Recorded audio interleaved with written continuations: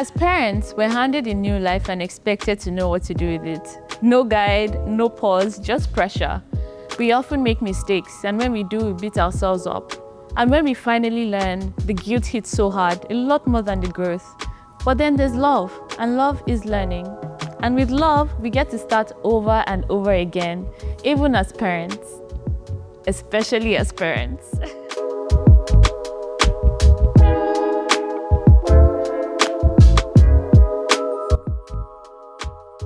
So here's one of the questions I got. Ty, I grew up watching my single mom carry everything. Bills, heartbreak, parenting, without ever falling apart, super mom. She taught me strength, but now as a mom myself, I'm exhausted. I crave ease, but every time I slow down, I feel like I'm betraying her example.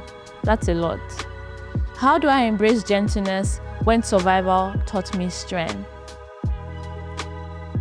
So here's what I think.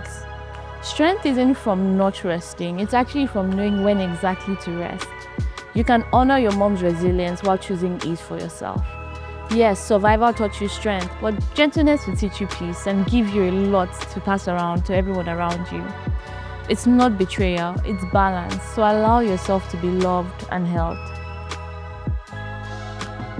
Dear Ty, I had my first child in my early 20s. And I made so many mistakes.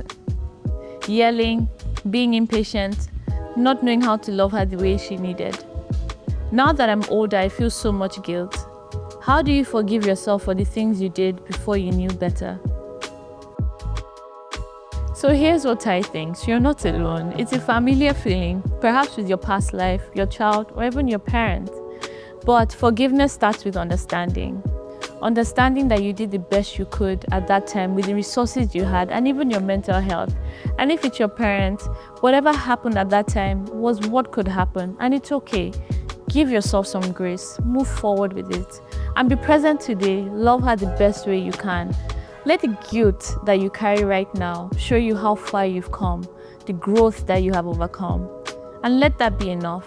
Don't let it linger. So another question I got is this. Dear Ty, I thought I'd be a mom by now. I built my life around this dream, made choices with motherhood in mind. But here I am, watching everyone else step into that role while I stand still. It hurts in a way I can't explain. How do I hold this ache without letting it define me? You're allowed to grieve a life that hasn't happened yet, a life that you're longing for. In our culture, growing up, we're made to believe that motherhood has a timeline, and so we have to inevitably long for it. But you have to understand, your worth does not come from who you nurture. It comes from who you are deep down. You're not failing, you're not late. Your life is still unfolding.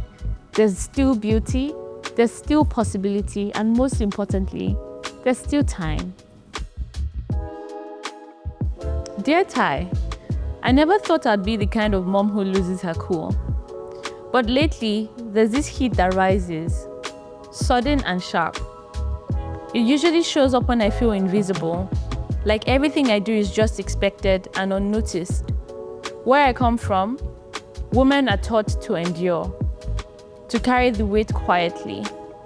But I'm tired, and sometimes I think the anger is my body's way of saying enough. How do I feel this without letting it spill onto the people I love? So here's what I think. You're not broken, you're simply overwhelmed. You're not a failure, it's just a message to you.